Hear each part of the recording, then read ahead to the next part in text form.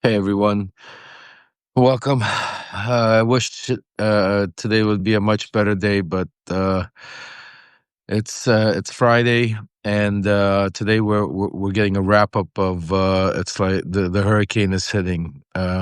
Probably everything, a lot of things that we've been talking about, a lot of things that I've been warning you about, a lot of things that my sources have been breaking and we've been discussing. And even in the beginning of the week when we started, if you remember my first letter, when I wrote to you at the beginning of the week, is this going to be crucial? This week is going to be very big. Just before we get into some of the things I want to really quickly talk about is a little housekeeping. In about an hour, 5 o'clock today, I'm going to have a special live with Olivia Troy.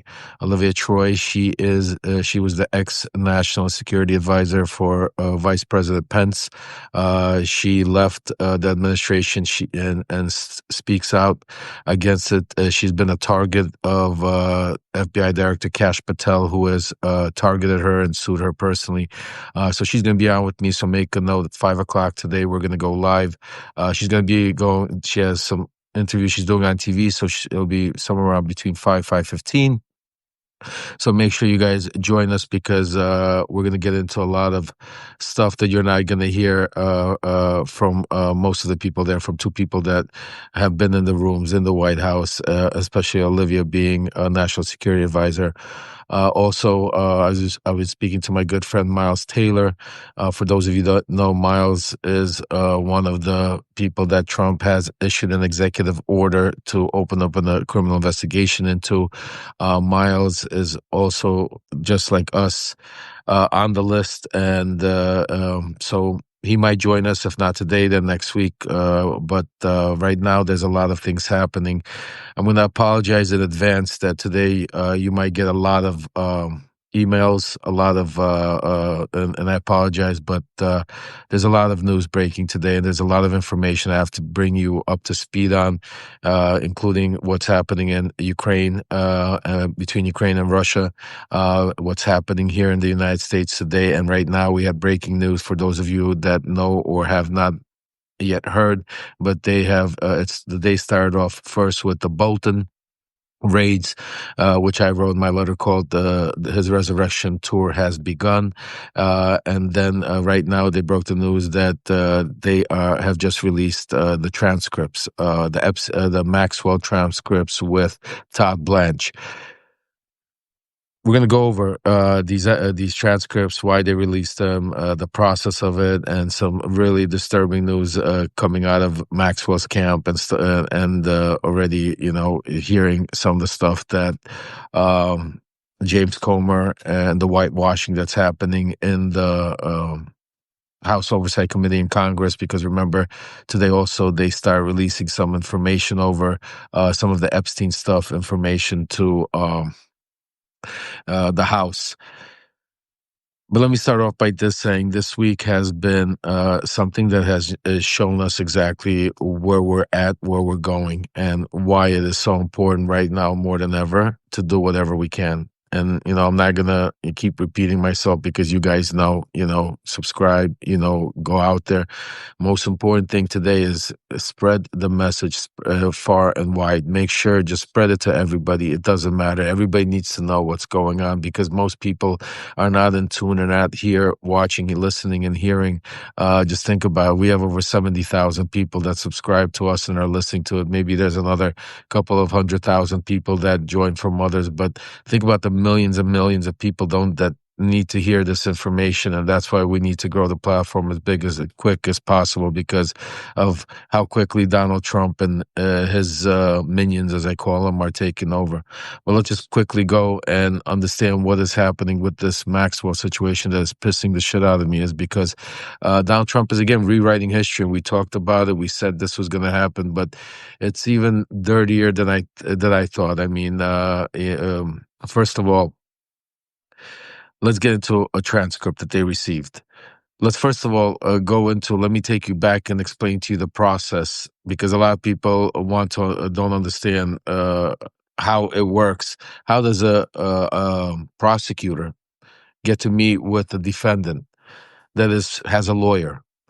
The lawyers speak. The lawyers discuss. The lawyers talk about what will be discussed. It's part of. It's normal. It happens in every case. Happened in my case, and if you speak to anybody that's ever been prosecuted or happens in every case. That's it's called lawyer proffers, because nobody wants to go into a meeting not knowing and being surprised with something. And especially if you take a look at, I'm going to give you some hints and clues about the first day of transcripts that was released. And I want to concentrate on that for a second, because the first day of transcript, Todd Blanche asked and mentioned, I think, Donald Trump more than 23 times. That's very strange and that's very weird. And because you're not going to ask questions, especially if you don't know what the answers are, especially if you're taping it.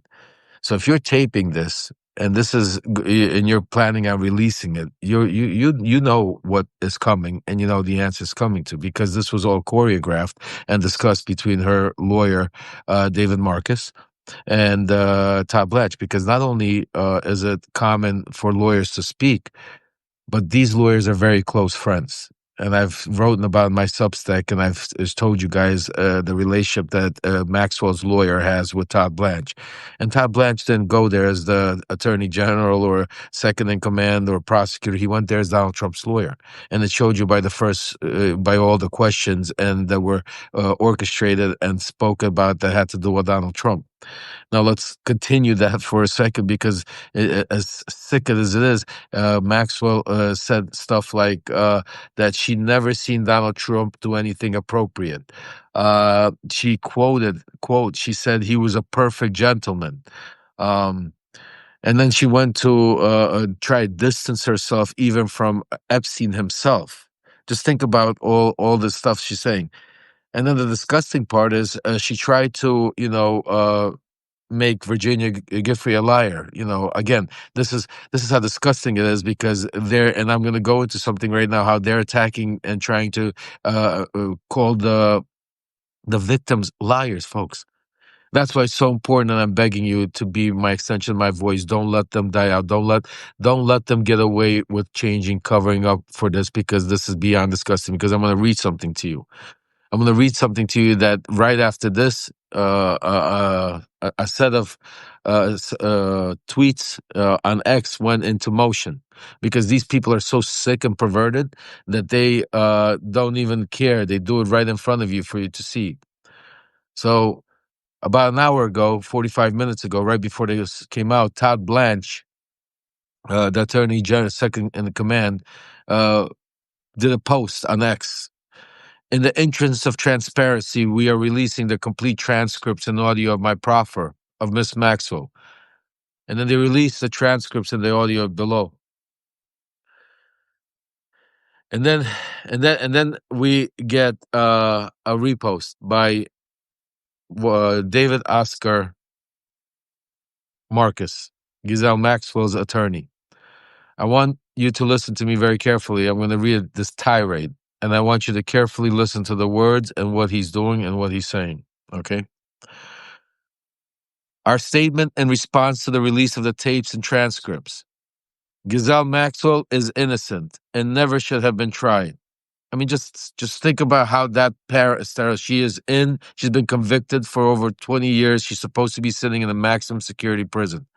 And he starts off saying by she is innocent, I'm telling you. And again, I understand he's her lawyer, and I understand and I'm not attacking David Oscar Marcus, because that his job is to defend her and do whatever he has. But the setup that's happening, because he's being allowed to do this by the Trump administration. We're going to get to that in a second. She should have never been tried, much less convicted in this case. She never committed or participated in any sexual abuse against any minors or anyone else for that matter. Just think about it. Lying and scrubbing out all the victims' testimony. In fact, the government has admitted that it did not even consider her a conspirator during the extensive investigation into Epstein in the Southern District of Florida. So if that's the case, bring in Acosta. Where's Acosta? Bring him Acosta. Why? And let's ask him if she was considered a co-conspirator or if she wasn't considered. But it goes on. The only reason she was ever charged is that she served as a scapegoat after Jeffrey Epstein died in prison. Miss Maxwell did not receive a fair trial. Jurors lied to get onto the jury, and the outcome was tainted from the start. So now he's already attacking the jury system. He's attacking everything. This was all a setup. Maxwell had nothing to do with Epstein now. She's a scapegoat. But okay, we're going to give it to him. He's their lawyer for that. But they're allowing him to do it because remember, this is happening not in some official, he's not coming to a press. He is reposting Todd Blanche, the attorney, the second in command, the one, his boy, his friend, his tweet, he released it, and then David Ostermeyer took that and reposted it. Just think about that. This is playing out on social media. This is the second in command and her attorney. So let me continue. This is where it starts getting really interesting. The materials newly released by the Department of Justice make this clear. Ms. Maxwell answered every question. She did not refuse to respond and did not dodge any questions. She supported her answers with documents and other objective evidence. Her demeanor and credibility are clear for anyone to hear. She was able to do this despite 5 torturous years in custody, some of which is the worst imaginable conditions. Now, if you listen to the transcripts, I haven't listened to it yet, but from what is being reported right now, it's a bunch of bullshit because a lot of the questions, the way she answered them was, I don't remember, I don't know. But she was distancing herself from her relationship with Epstein. She lied and said that she never, because there was a direct question if she ever took any massage therapist from Mar-a-Lago. And we know about Virginia Giuffre, and she lied and said, no, she never did that. Not that she could remember. And this is how. So the fact that he's saying that's a bunch of bullshit. He continues those. That stands in stark, and this is where I want to, this is where he crosses the line. Okay, because I understand he's their attorney, but this is where he crosses the line.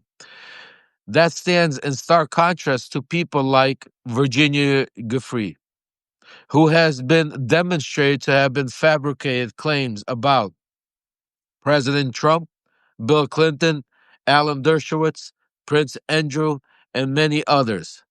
She later had to admit her mistakes and was so untrustworthy that even New York prosecutors would not put her on the stand. The difference could not be more striking. It demonstrates that the case against Ghislaine Maxwell was built on lies. Guys, I don't really curse.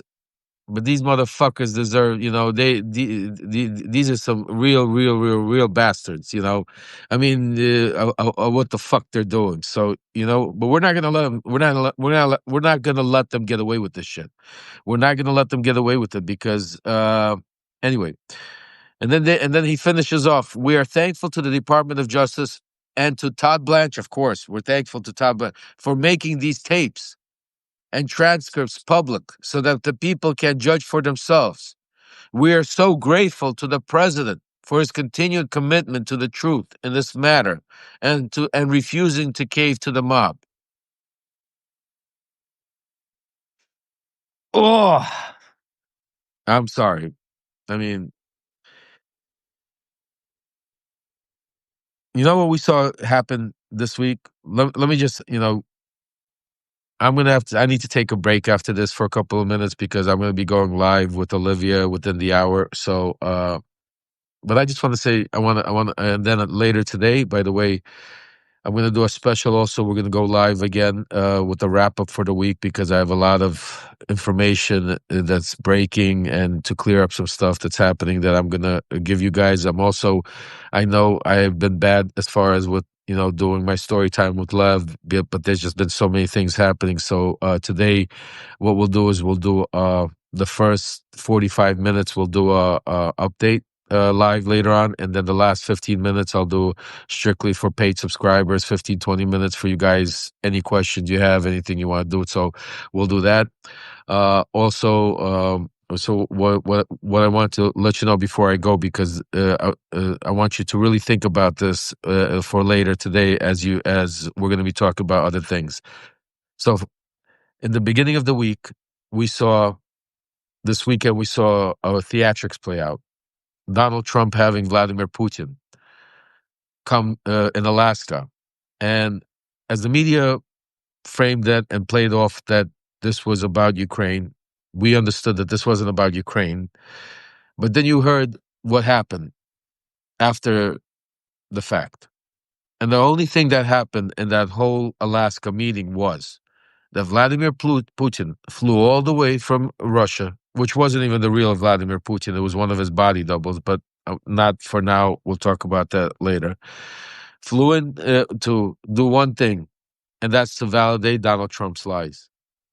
Because it wasn't about peace in Ukraine. It wasn't about dinners. It wasn't having it. It was literally to come in there and at that press conference say that he would have never attacked Ukraine if Donald Trump was in office. The lie that Donald Trump keeps feeding you, and the part of the history that he tries to rewrite. Because if you read my letter, I told you authoritarians need to rewrite their history to look like they are heroes. Because 10, 20 years from now, to continue what they're doing is kids, generations need to look back and read and see. They can't look and see that Trump started an insurrection in January 6th. That's why he's pardoning January 6ers. That's why he's changing that history. So this way, because he's planning on staying in power for ever as long as he can, just like his pal Vladimir Putin.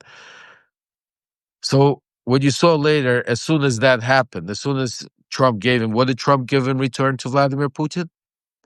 He's allowing him to bombard Ukraine for at least another 2 weeks. As I call him, 2-week Donnie. He's giving him again, right now, every day, Ukraine's getting bombarded, kids are dying, people are dying. Uh, They had the Europeans here, all these talks, all of this going on. Now, nothing. Everything is back to where it was. Donald Trump giving down Putin 2 weeks, and Putin gave Donald Trump a statement that he now runs with, saying Vladimir Putin said he would have never attacked. Today, even in the Oval, which I'll talk about later tonight, but I'll mention right now, he even picked up a picture of him and Vladimir Putin from the Alaska that Putin sent him, and even said that he's thinking about inviting Putin to the FIFA World Cups that he's planning on having here. Not Zelensky, not Putin. But he said, we'll see in 2 weeks what happened. But then he keeps mentioning it takes two to tango.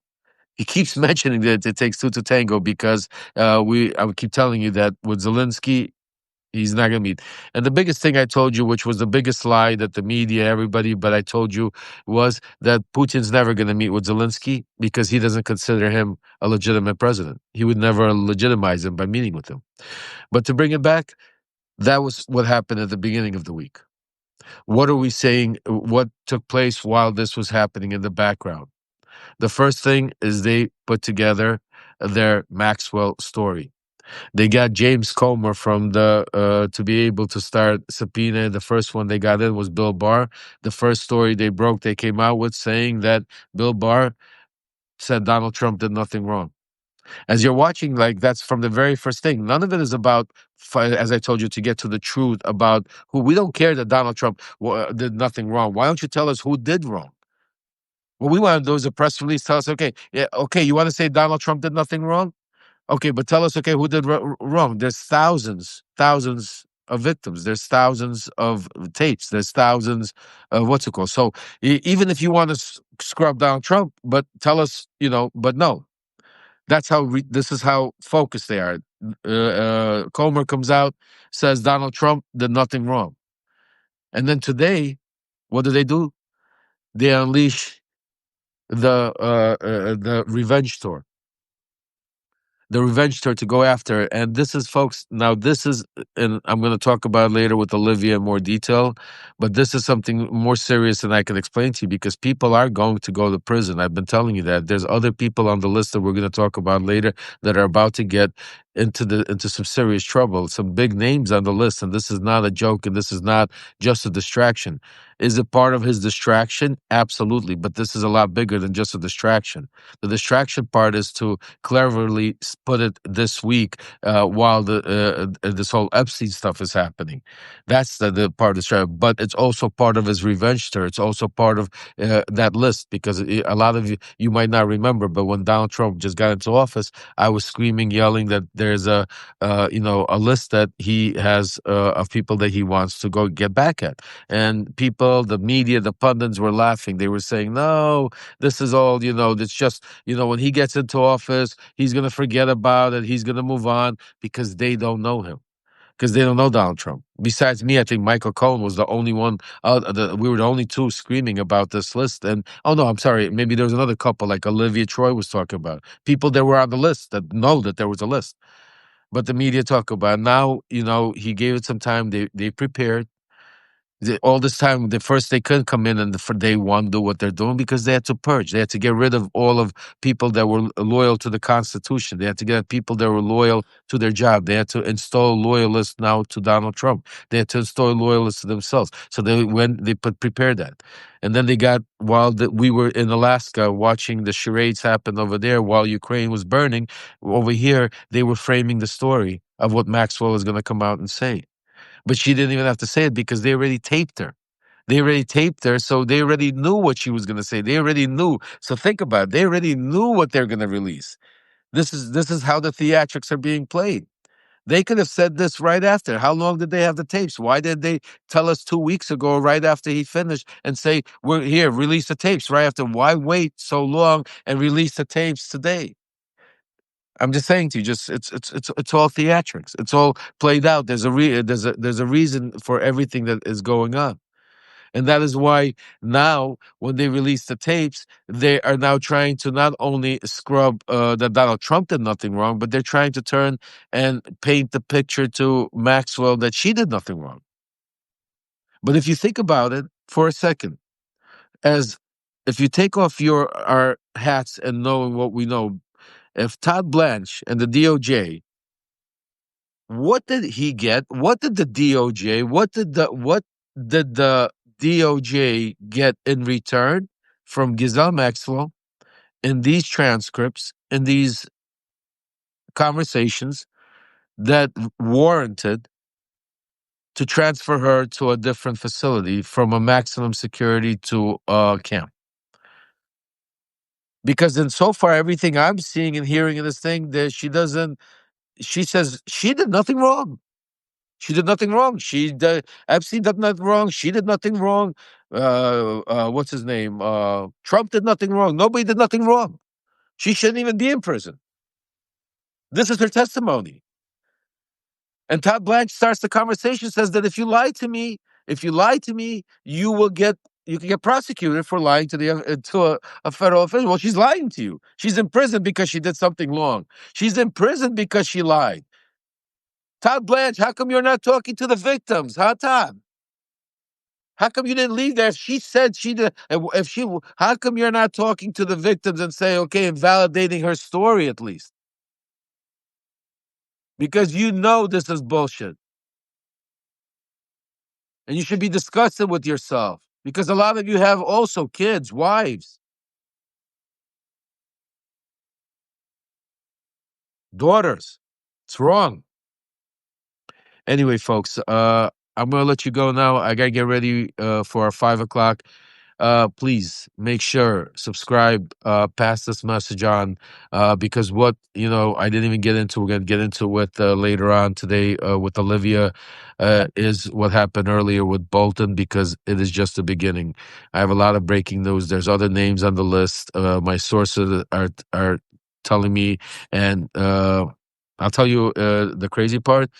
Trust me, Lisa, I'm all over it. That the only thing that can keep you sane nowadays with everything that's going on. But I'll tell you one thing, that if we stay strong and if we stay together and if we don't let him burn us all apart, I promise you that we will succeed. We will get our democracy back. We will get our country back. We will get our freedom back, because he's doing all of this. And the reason he's going so hardcore is because he's scared. He's shitting bricks. He's scared that Dan Bongino might turn and this Epstein stuff might come out. He's scared that the people hate him, and he understands that his big bill and all of these midterm elections are going down the drain. He's scared when he sees it. So it's all a game. It's all a set. He knows it. That's why he's doing everything he can. That's why he's coming out there yesterday throwing pizza in Washington D.C. to having his Judge Piero and this. I mean, it's all. If it's like if you guys were not this, you know what this reminds me of? It's crazy. This is why I'm gonna let you off us. So Zelensky became president after doing a show, like literally a reality show about him being president, and it was a big show about him being president. A guy that was not a politician all of a sudden became president, and then he became president. Donald Trump is doing quite the opposite right now, as we're what's it called, because he was basically bringing the apprentice into the White House. Forget about all the mobster and all that stuff. He's bringing like literally a production, because everything you're watching is produced to the gill. That's how crazy it is. Anyway, I want to thank each and every one of you that helped out, and I didn't get a chance with all the crazy stuff going on. We were able to finish off the mission, the race for Alexander. There's already aid that's being delivered over to Dnipropetrovsk. I'm going to go live with Alexander over the weekend so he could give you guys some updates. But God bless you guys, and from him, from all the people in Ukraine, for all the contributions. You guys are the best. Thank you, thank you, thank you. And again, please continue doing what you're doing as far as our platform goes. For all of you that can't become paid subscribers, I've added also, I don't know if you've noticed in my letters, because a lot of you have been telling me Venmo is not the only way to do so. I've added a couple of more ways of being able that you could contribute. One of them obviously is Venmo at Lev Parnas. The other one is PayPal at Lev Parnas, and the other one is Zelle, and that's the real Lev Parnas at gmail.com. So all your contributions now more than ever are needed, because this is where we're going to make a stance. This is right now, because just you got to understand, this is just the beginning. They're going to come after a lot more, and there's a lot more happening. So we need to be ahead of the game, and we need to be as I tell everybody out there, we need to be proactive. That's what I'm telling the Democrats. Don't be retroactive. Don't wait until they do something and try to react to it. Stop playing defense. We need to go on the offense, and that's what I'm trying to do. And that's why I'm speaking. And there's a lot of you out there. I just want to say, I know who you are, and you know who you are. God bless you. You're calling. I know you're making your calls, sending those emails to Newsom and to Pritzker and to all these others out there. And God bless you, because I appreciate it. And they're hearing your voices, and eventually, hopefully, they wake up. Because as I was speaking with Michael Cohen just now on his show Unleashed, it's crazy to think that my phone and his phone, and there's another couple of people like Olivia, that our phones are not ringing off the hook by all these Democratic congressmen and congresswomen and senators and front runners, and asking us and talking, and because nobody knows these people better than us. And that's the message we need to get to them. Enough with this bullshit. Enough with this playing games, spending all this money. You just think about all the money that's donated to all these campaigns, and then they take this money and then they go hire people that are sit around these round tables that are supposed to be analysts and consultants and political, what's it called? And none of these people know Donald Trump or any of these. They don't even know that. That's why we're losing. That's why we need to fight. Just like Gavin Newsom said, you need to fire fire with fire. And there's nobody better that knows Donald Trump than me, Michael Cohen, Olivia Troy, and some others that have been in his administration. So that's why it's time to act. So guys, do your thing. You know what to do. Email, call, let them know. Because we need to, because if we don't start acting quick enough, I mean, if they continue playing these games, by the time they wake up, by the time they say something, it's going to be too late. So anyway, I love you. Thank you. Thank you for all the support. And I'll see you guys at 5 o'clock. Take care.